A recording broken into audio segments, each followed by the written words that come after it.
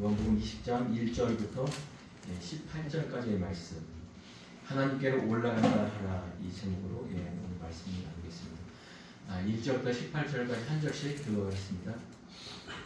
안식 후 첫날 일찍이 아직 어두울 때 막달라 마리아가 무덤에 와서 돌이 무덤에서 옮겨진 것을 보고 시몬 베드로에게 예수께서 살아계시는 그가 다시 제자들에게 달려가서 말하되 사람들이 주님을 무덤에서 가져다가 어디 두었는지 우리가 알지 못하겠다 하니 베드로와 그 다른 제자가 나가서 무덤으로 갈새 둘이 제자가 들으니 그 다른 제자가 베드로보다 빨리 돌아가서 먼저 거기에 이르러 구부려 세마포 누인 것을 보았으나 들어가지는 아니하였더니 시몬 베드로는 따라와서 무덤에 들어가 보니 세마포가 놓였고 또 머리를 쌌던 수건은 세마포와 함께 놓이지 않고 딴 곳에 쌌던 대로 놓여 있더라. 그때야 무덤에 들어간 그 다른 제자가 들어가 보고 믿더라.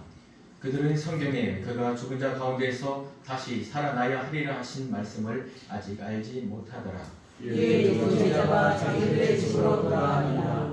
마리아는 무덤 밖에 서서 울고 있더니 울면서 구부려 무덤 안을 들여다보고 보니 흰옷 입은 두 천사가 예수의 시체되었던 곳에 하나는 머리편에 하나는 발편에 앉았더라. 천사들이 이르되 여자여 어찌하여 우느냐 이르되 사람들이 내 주님을 옮겨다가 어디에 두었는지 내가 알지 못함이니이다. 이 말을 하고 뒤로 돌이켜 예수께서 서 계신 것을 보았으나 예수의 줄을 알지 못하더라. 예수께서 이르시되 여자여 어찌하여 울며 누구를 찾느냐 하시니 마리아는 그가 동산지기인 줄 알고 이르되 주여 당신이 옮겼거든 어디 두었는지 내게 이르소서 그리하면 내가 가져가리이다.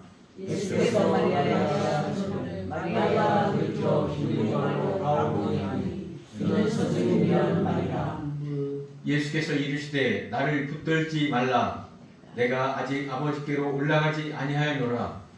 너는 내 형제들에게 가서 이르되 내가 내 아버지 곧 너희 아버지 내 하나님 곧 너희 하나님께로 올라간다 하라 하시니 막달라 마리아가 가서 제자들에게 내가 주를 보았다 하고 또 주께서 자기에게 이렇게 말씀하셨다 이르니라. 아멘. 오늘 이 부활의 아침에 주님의 영광을 함께 축하하는 이 자리에 있는 여러분 정말 축하합니다. 우리 함께 부활을 한번 선포할까요? 저 한번 따라해보세요. 제가 먼저 선창할게요. 주님께서 부활하셨습니다. 주님께서 부활하셨습니다. 박수로. 그리고 앞뒤 옆에 보시면서 주님이 부활하셨습니다. 인사 나누기 바라겠습니다. 주님이 부활하셨습니다. 예, 감사합니다. 예. 이 부활에 대해서 많은 신학자들 또 많은 이 교부들은 정말 이 감격스러운 하나님의 역사적인 사건 중에 하나로 이 묘사를 합니다. 이 주님의 이 십자가의 부활이 없었다면 정말 예수님은 그 구약에 예언된 하나님의 선지자도 아니고 우리의 죄를 사실 그 제사장도 아니고 또한 천년 왕국을 통하여 우리와 함께 다스리실 그 왕도 아니라 이렇게 말합니다. 부활이 없었다면 예수님은 그냥 한 명의 옳은 의인이었으며 한 사람의 영웅일 뿐이었습니다. 또한 그의 십자가의 죽음은 우리의 죄를 사하는 그런 죽음의 의미를 담긴 죽음이 아니었을 것입니다. 이 부활은 선포였습니다. 이 어두움, 이 죄악된 세상을 향한 주님의 선포였습니다. 또한 믿음을 가진 우리 성도들에게 살아생전에 하신 그 말씀 모두 한마디 한마디가 사실이고 진리이고 진실이었음을 그대로 선포하는 것입니다. 나는 생명의 떡이니 나는 세상의 빛이니 나는 선한 목자요 너희들의 양의 문이요 나는 진리요 부활이요 생명이요 그 길이라고 하신 이 말씀이 온전히 사실이었음을 선포하는 것입니다.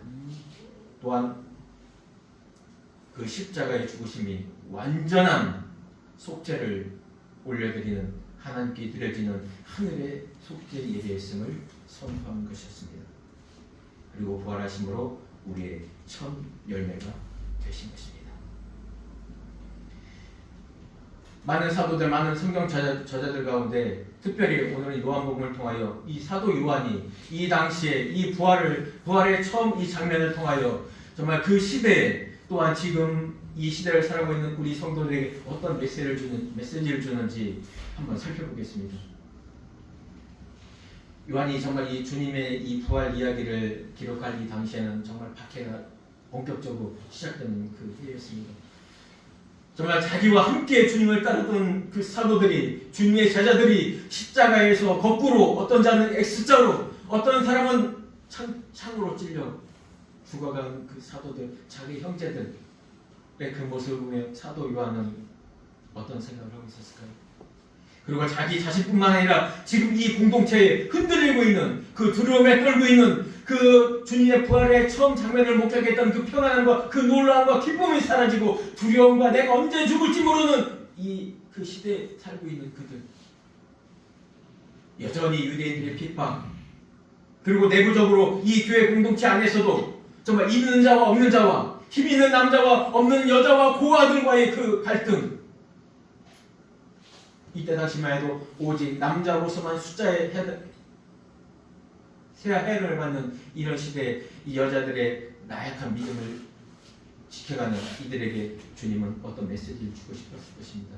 아니, 지금의 이 시대에도, 이 어려운 시대에도 정말 하나님께서 정말 주님을 믿는 이 성도들의 삶이 정말 풍부했으면, 우리 주님을 믿는 성도들은 차라리 나이도 좀 안 먹었으면, 정말 약을 먹은 것처럼 정말 건강한 삶을 살았으면, 그런데 현실은 어찌 세상의 사람들보다, 주님을 믿는 사람보다 우리의 형편은 나아지지 않는 건지, 이런 불평을 가지고 있는 우리들을 향하여 주시는 메시지가 아닐까 그렇게 생각됩니다. 지금도 마찬가지만 그때 당시에도 이 교회 공동체는 정말 유능한 사람들 몇 사람으로 이루어진 것이 아닙니다. 정말 평범하게 그 공동체 안에서 기도하며 공동체 안에서 숨어있는 봉사자로서 일할 때 이 교회 공동체, 아니 이 사회는 움직여 가고 있는 것입니다. 하나님을 섬기는 우리들이 이 교회를 섬기는 마음 자세의 근본이 아닌가 생각이 됩니다. 한번 그러면 1절부터 한번 이 말씀을 한번 살펴보겠습니다. 사실 1절서 이 4절까지 보면요, 정말 안식 후 이 첫날이 다가왔습니다. 정말 이 마태복음에 보면요, 이 안식이기 전 이 무교절, 유교절 지나 십자가를 지나 이 무교절 상태에 이 무덤에 묻히신 이 주님, 이 상태전을 표기하기를 마태는 이렇게 기록합니다. 유대인들이, 제사장들이, 사두개인들이 이 무덤을 지켜야 된다. 이 예수가 살아생전에 3일 만에 부활한다 하였다. 만약에 정말 이 처형한 자가 3일 만에 부활을 못할 건데, 만약에 제자들이 시체를 훔쳐가서 부활하였다고 한다면은 지금의 이 상태보다 앞으로의 상태는 더욱더 혼란을 가져올 것이다. 그러니까 빌라도가 허락을 해요. 그래, 그러면 너에게 경비병들이 있으니 그 무덤을 지켜라. 그리고 그 무덤을 임봉했다고 했습니다. 그 누구도 건들 수 없는 상태인 것입니다. 그러면서 이 부활의 첫 맞이하는 것을 마태는 이렇게 기록합니다. 정말 막달라 마리아와 많은 여러 마리아들이 와서 무덤에 왔는데 이미 그때 천사들이 그 무덤의 문을 열어놓고 돌 무덤 위에서 있었다고. 그 당시 경비병들은 죽은 듯이 놀라서 기절하여서 그 광경을 보고 말도 못하는 상황이라고 있었습니다. 그러나 이 요한은 그것보다 더 자세한 기록을 남기고 있습니다. 안식 후 첫날이라는 것은요, 이것은 하나님의 날이 시작되는 거예요. 이 안식 후 이제까지 창조의 구약의 그 모든 시대의 역사 수레바퀴가 이제 끝나고 하나님의 날, 하나님의 첫날이 시작되는 것을 암시합니다. 그러나 일찍이 아직 어두울 때라는 이 단어를 쓰면서 이 요한은 상징적인 표현을 많이 합니다.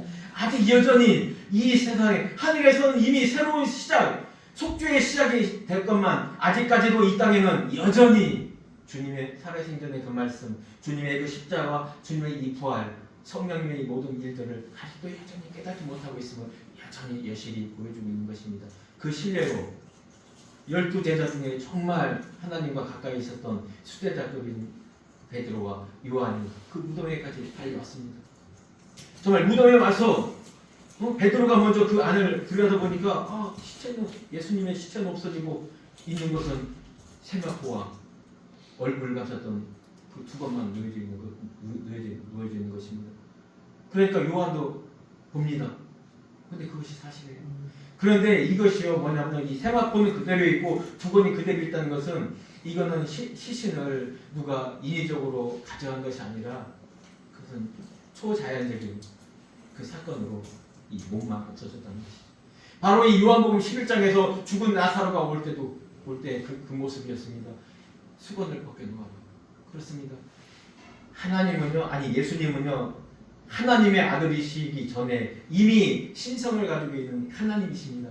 그 어떤 상태라도 이 세마포나 이 두건을 그냥 없애버리고 부활하실 수 있는 분이십니다.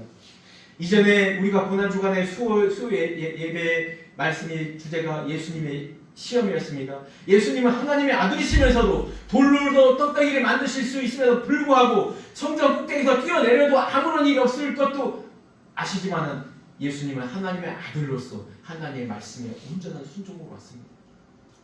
하나님의 아들이라는 것이 무엇이죠? 예수님은 하나님의 아들로 오셨습니다. 그 거룩함과 그 신성 그대로 있습니다. 그럼에도 불구하고 아이가 아버지를 의지하지만 살아갈 수 있는 것처럼, 아이가 갓난 아이가 부모 품에서 자라야만 되는 것처럼 예수님은 그 공생애를 자기의 힘으로 한 것이 하나도 없습니다. 오직 하나님께서 아버지께서 허락하신 그 안에서 오병이어의 기적을 일으켰으며 귀신을 쫓아냈으며 병자를 일으켰으며 부활하였으며 승천하였으며 이 모든 것이 예수님 자신의 능력으로 한 것이 아니라 아버지의 능력에 순종함으로 모든 것을 했던 것입니다. 이것이 기독교의 진리이며 이것이 기독교의 표본이 된 것입니다. 그러나 우리 자신은 지금 어떻습니까? 내가 교회 다니니까, 내가 성도니까 나는 그래도 한 10억쯤은 가지고 있어야 돼. 나는 그래도 100살 정도는 살아야 되지. 나는 그래도 내 자녀들은 그래도 좋은 데 나와서 좋은 자녀, 좋은 형편에 있어야 되지. 이런 것을 꿈꾸고 계십니까? 인간이니까 그럴 수 있습니다. 또 주님 또한 그에 대해서 크게 나무라지는 않습니다. 왜? 주님께서는 오병이어의 기적을 행하시면서 우리의 원대로 주셨다고 하니까요. 그러나 이 모든 것은 우리에게 믿음의 발자취, 믿음의 첫걸음으로 떼기를 원하시는 그런 마음에서 우리에게 하셨을 것입니다. 그러나 진정한 것은 내가 어떠한 형편에 있다 할지라도 나는 하나님의 자녀이며, 내가 지금 나이 많아 늙고 그날을 기다린 할지라도, 내 다리와 내 몸이 썩어져 가는 이런 병이 있다 할지라도 하나님은 나를 자녀 삼으셨으며, 나의 삶이 어떠할지라도 나의 앞으로의 소망은 하나님 나라의 예배자이며 하나님과 함께 이 온 만물을 다스리는 그 한 사람이라는 것입니다. 이 이후에 계속 말씀을 보면 이 10절까지의 그 말씀을 보면요, 이 제자들이 정말 그걸 그대로 봤는데도 그냥 돌아가요. 예, 베드로도 그냥 가고요, 이 요한도 그냥 가요. 이들의 부활신앙은 뭐냐면요, 이들이 정말 이 구약 때부터 가지고 있던 부활신앙이 뭐냐면요, 이 다니엘서에도 보면 우리가 알 수 있듯이 이들이 포로 생활할 때 이런 부활의 신앙이 생겼습니다.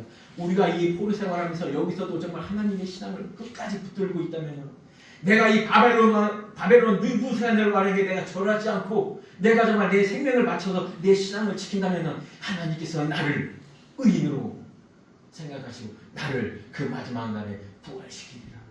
이 믿음이 이들에게 있었습니다. 그리고요, 이 중간기에, 이 흑암의 시대, 이 침묵의 시대, 말라기 이후에 아무런 선지자의 말씀이 없어서 그때도 이들에게 이 신앙을 지키고, 이 중간기 때요, 이 말씀이 없었던 이 예수님이 태어나기 전 그 BC 한 400년 전부터 그때까지요, 이 말씀이 선포 안 됐는데 이때요 엄청난 이 예루살렘이 어려움이 옵니다. 이 주위의 종교, 이 로마 헬라의 문화들이 예수님의 이 부활, 예수님의 이 십자가 죄삼이란 이것이 그들의 종교로서는 받아들일 수가 없는 거예요. 어떻게든지 유대교 자체조차도 무너뜨리고 싶은 그런 마음이 있었던 거예요. 그 상황에서 이들은 그런 신앙이 생깁니다. 우리가 여기서 신앙을 지킨다면 분명히 우리의 하나님, 아브라함의 하나님, 그 엘리야를 데려간 그 하나님, 에녹을 데려간 그 하나님처럼 우리 또한 주님이 부활의 영광을 주시고 이런 구약의 사상이 있었습니다. 그렇기 때문에 맞아, 머리에 싼 이름 이거 인위적으로 누가 한 것이 아니라 하나님께서 데려가시구나, 이런 신앙, 그 신앙에 머물러서 가게 된 거예요. 근데 그 신앙으로서는 이들의 두려움, 이들의 공포, 이들의 실망과 좌절감은 사라질 수 없었습니다. 이 제자들이 얼마나 예수님을 따라다녔습니까? 3년 반 동안 그들은 모든 것을 내놓고 따라다녔습니다. 그러나 그가 예수님이 십자가에 달려 무기력하게 돌아가신 그 모습에 정말 이들은 두려움과 내가 잘못 생각했나, 이런 실패감과 좌절감에 있었을 것입니다. 아무런 이 부활의 그 사건을 목격하고도 이 제자들은 아무런 힘이 안 됐었습니다. 여기에 이 실제 보면 머리에 쌌던이라는 말은 이 트렐라교에는 이 단어는요, 그냥 머리에 쌌던 이 수건이 놓여졌다는 이 말이 그냥 뭐 이렇게 우리 어떤 보자기나 수건을 이 사각으로 개놨다는 그 모양이 아니에요. 둥근 모형이라는 얘기예요. 근데 아주 동그란 그 모양이 아니라 그 둥근 모양의 형체가 빠져나간 그 상태의 가지런함이라는 얘기예요. 이 단어를 요한은 쓰고 있어요. 이걸 통해서 주님의 부활이 확실히 생각된 것이죠. 그리고 이 빈 무덤이 얼마나 우리에게 부활의 증거를 직감적으로 주냐면요, 이 시대에 그 경비병을 봉인을까지 해서 그 무덤을 지켜야 했던 이유가 무엇입니까? 예수가 부활했다는 저들이 따른 예수가 부활했다는 이것이 알려지면요, 이 사두개인, 대제사장, 이 바리새인들은 그들이 이제까지 가지고 있었던 그 기득권적인 종교 지도자였던 그 기반이 완전히 무너지는 것입니다. 그리고 예수님의 이 부활에 대해서 가장 반대하고 가장 싫어하는 세력이 있습니다. 그게 뭘까요? 마귀 사탄입니다. 모세의 시체까지도 어떻게 찾아서 그걸 통해서 하나님을 믿는 이 신앙을 깨부수려고 했던 그 마귀 사탄이 어떻게든 그 주님의 시체를 찾으려고 부활을 못하게 하고 막지 않겠습니까? 그러나 이것은 하나님께서 직접 하신 일이기 때문에 그 어떤 세력도 막을 수가 없습니다. 만약에 주님의 시체가 부활이 아니고 시체가 있었다면요, 기독교의 신앙은 거기서 끝입니다. 이것보다 더 정확한 건 없습니다. 그리고 이 부활의 증거, 이 성령 받은 이후에 이 부활을 증거하는 사도 제자들은 다 죽었습니다. 그 무엇인가 자기가 거짓말하는 그 이 부활, 자기가 거짓말하는 이 십자가의 죄사함을 전하며 자기의 목숨을 버리는 인간이 어디 있겠습니까? 여전히 이들은 어둠의 상태에 있었지만 성령 받기 전의 상태에서는 이 그 두려움을 떨쳐 못했지만은 우리에게 성령을 주심 또한 주님의 살아계심을 확실히 우리에게 주는 증거입니다. 세상 사람들은 주님의 부활하는 그 모습을 본다 할지라도, 승천하는 그 모습을 본다 할지라도 결코 믿지 않습니다. 그러나 지금 우리는 주님의 십자가 보지 못했습니다. 주님의 무덤도 보지 못했습니다.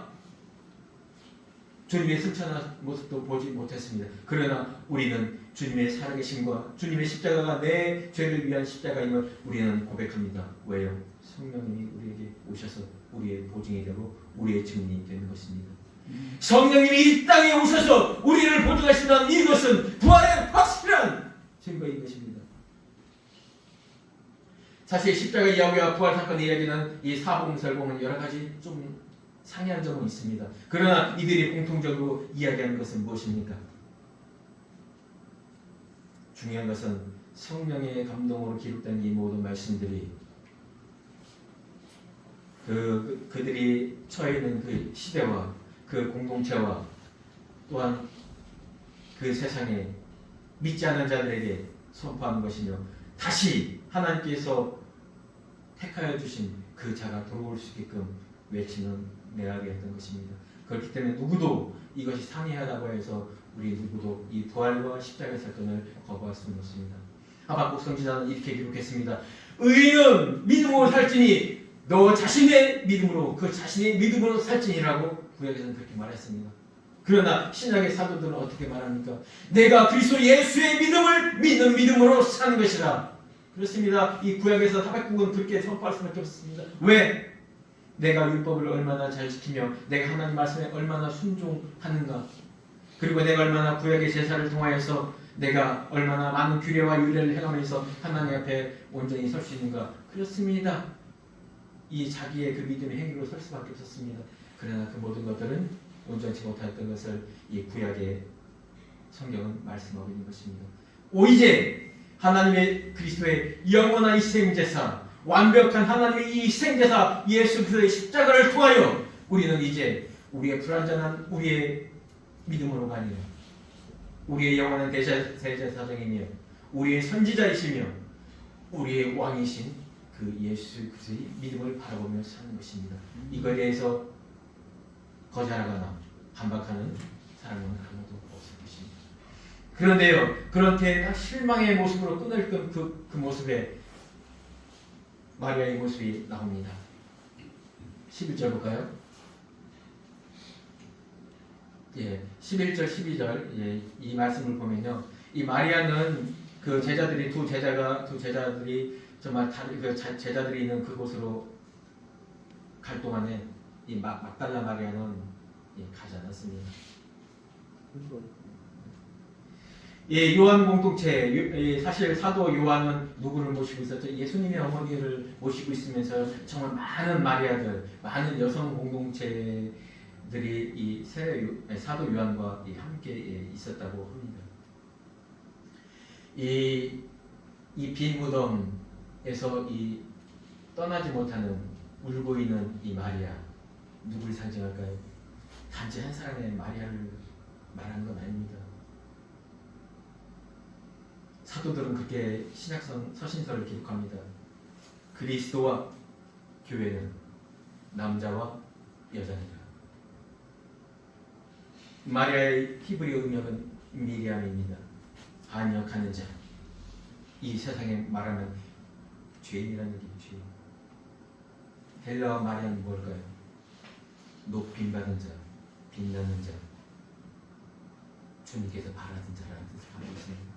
우리 이 교회를, 지금 교회를 말하는 것입니다. 즉 이 성도 한 사람 한 사람을 이야기하는 것입니다. 우리 그것입니다. 주님의 십자가가 있기 전에는 우리 여전히 하나님 앞에 원수지가는 것입니다. 그러나 주님의 그 십자가를 통하여 우리는 하나님과 화평을 이루는 그런 우리가 됐다는 것입니다. 예수의 무덤 앞에서 그 마지막 장사를 지키는 그 마리아, 예수 그의 그 십자가를 기억하는 우리의 삶, 교회가 그 삶을 계속해서 이어가야 되는 것입니다. 우리는 지금 부활은 계속해서 우리는 이 부활의 사건을 기념하며 해마다 주님의 부활을 영광을 기립니다. 그러나 주님의 그 십자가는 역사적인 한 번의 그 단번의 사건으로 우리의 죄사함이 이루어졌습니다. 우리는 부활을 생각할 때마다 주님의 그 십자가의 죽으심을 우리는 기억하여야 될 것입니다. 그러면서 이 막달라 마리아의 보고 들은 증언이겠죠.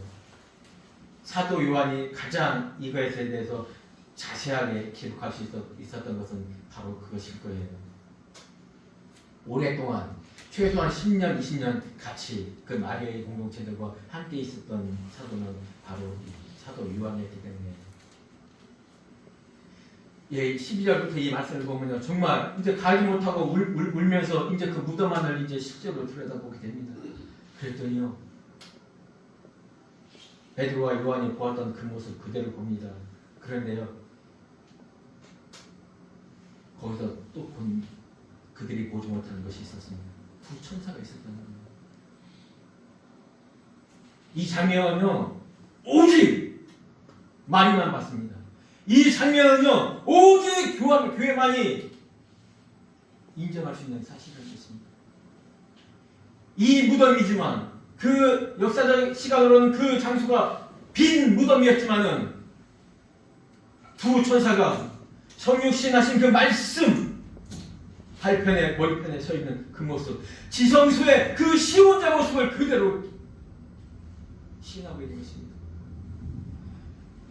역사적인 영원한 하나님의 어린 양으로서의 드려지는 그 제사가 이루어지는 것을 목격하는 장면인 것입니다.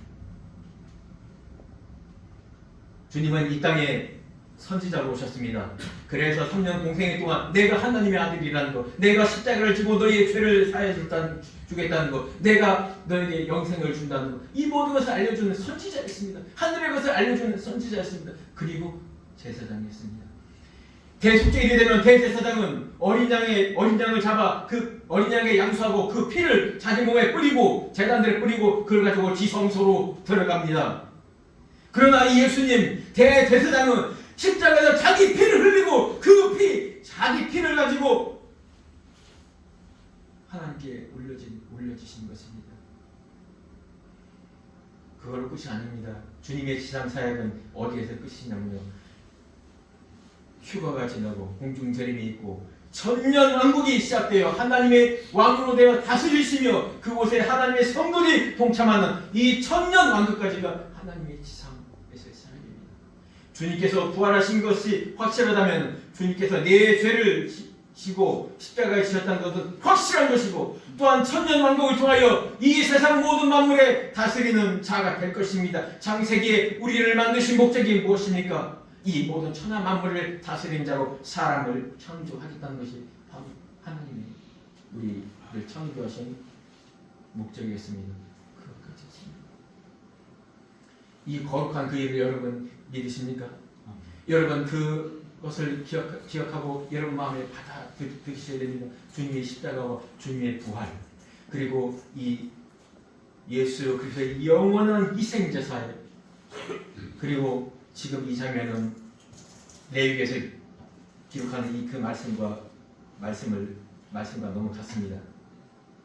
레위기 13장에 이렇게 기록되어 있습니다. 너희 곡물의 첫 이사 한 단을 제사장에게로 가져갈 것이요 제사장은 너희를 위하여 그 단을 여호와 앞에 기쁘시게 받으심이 되도록 흔들되 안식일 다음 날에 흔들 것이며 그 단을 흔드는 날에 1년이 되고 흠없는 숫대한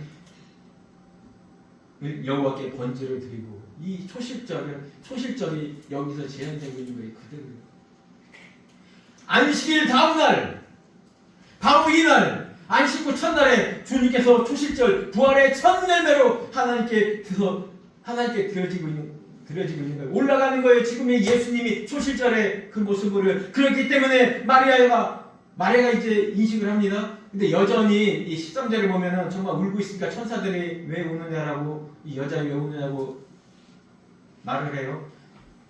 그러니까 주님이 여전히 마리아는 그 시체만 지금 생각이 있는 거예요. 아, 우리 주님 뭘 어디다 옮겨두는지 모른다. 시체를 모른다. 내가 이 시체에 향품을 바르고 유향을 바려야 된다. 마리아 역시 여전히 그 부활 사상을 가지고 있는 거예요. 주님이 다시 올 건데, 내가 나중에 주님을 만날 건데, 그때 예수님이 좀 깨끗한 몸으로 봤으면 이 믿음이 그대로 있는 거예요.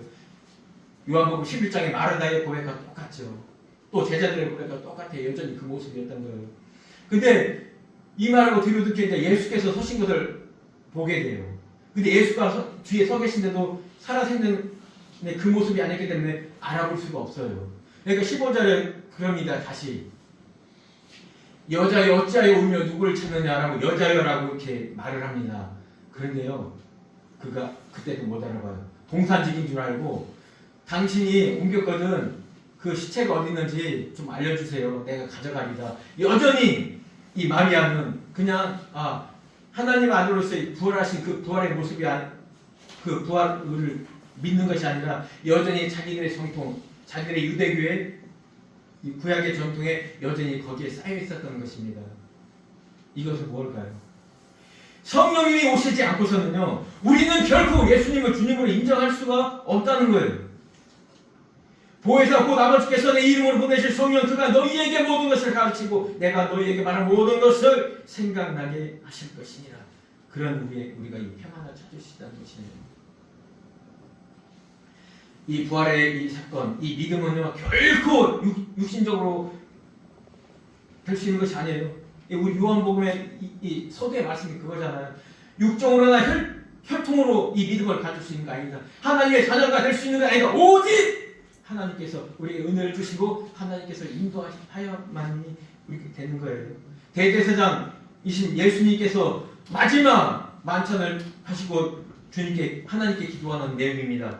내가 그들을 위하여 비움나니 내가 비움는 것은 세상을 위하여 위함이 아니요 내게 주신 자들을 위함이니이다. 그들은 다 아버지의 것이로다. 내가 비움는 것은 이 사람들만 위함이 아니요 또 그들의 말로 말미암아 나를 믿는 사람들 위함이니 내게 주신 영광을 내가 그들에게 주었사오니 이는 우리가 하나가 된 것 같이 그들도 하나 되게 하려 함이니이다. 주님의 마지막 기도입니다. 아버지여 내게 주신 자도 나 있는 곳에 나와 함께 있어. 아버지께서 창세전부터 나를 사랑하심으로 내게 주신 나의 영광을 그들로 보게 하시기를 원하노라. 주님의 마지막 기도는 무엇이냐면요, 우리가 하나님과 하나 된다는 거예요. 우리가 하나님이 된다는 건 아닙니다.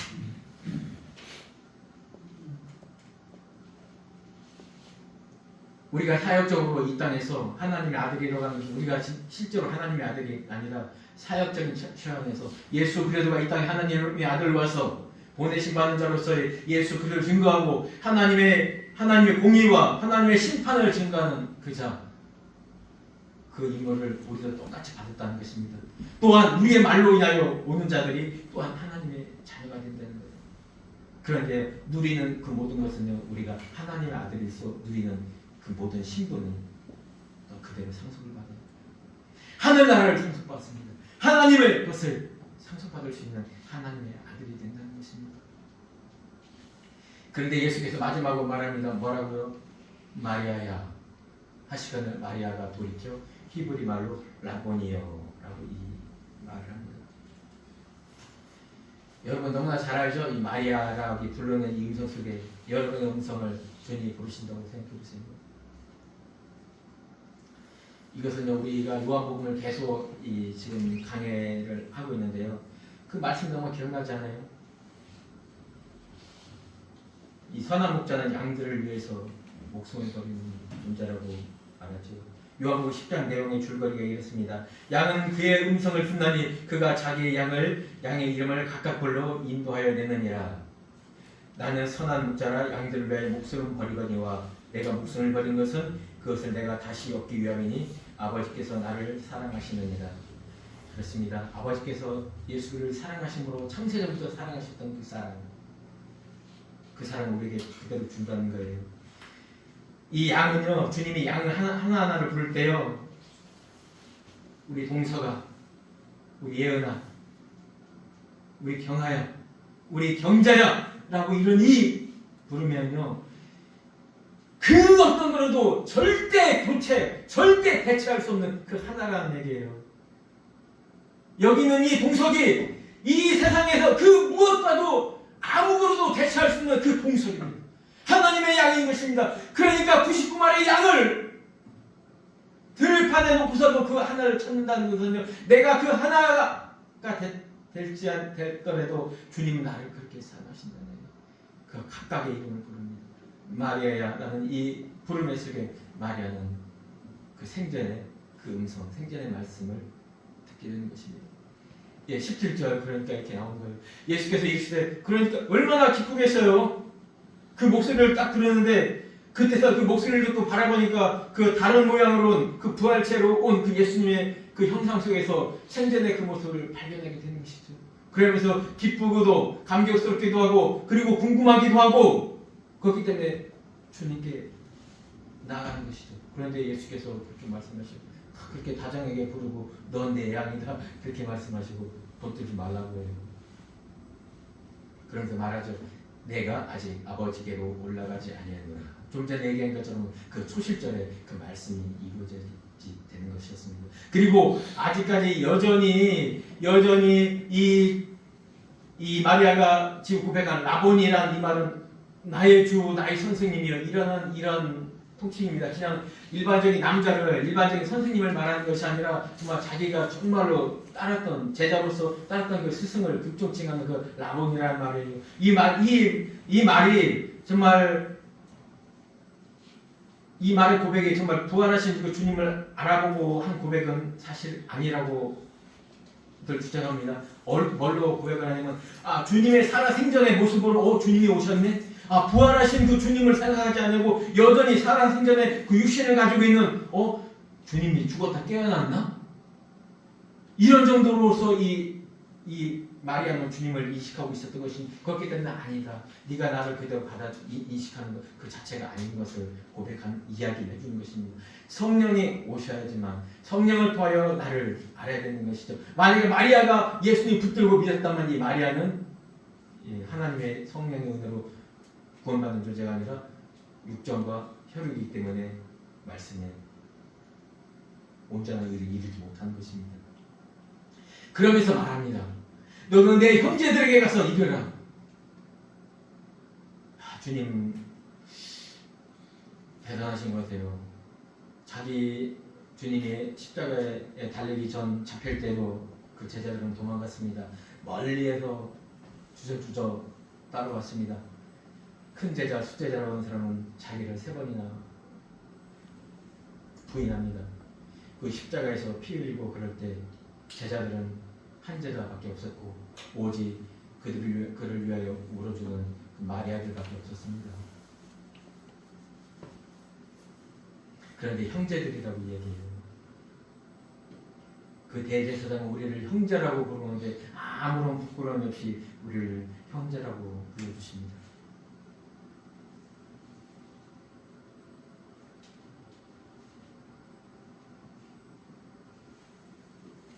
그 주님이십니다. 여전히 승천하시기 전까지도 여전히 하나님의 아들로서 계십니다. 만약에 이것이 좀 하나님의 아들이 아니라면 어땠을까요? 부활하셨으면 주님이 제일 먼저 어디를 갔어야 될까요? 예루살렘 성전에 가서 대제사장과 서기관들 다 십자가에 매달고 내가 부활했다고 했으면, 그것이 역사적으로 기록됐다면 지금의 그 부활을 의심하는 사람은 적었을 텐데요.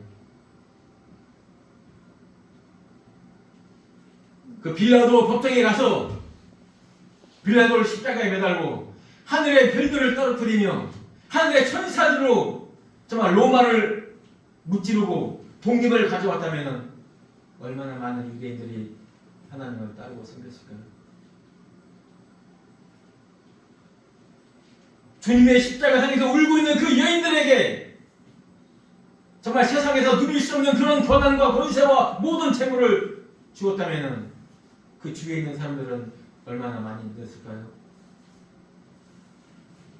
근데 그것은 하나님의 방법이 결코 아니고 창세적 우리를 구원하시려는 그 하나님의 방법은 그렇지 않았던 것입니다. 말씀을 맺겠습니다.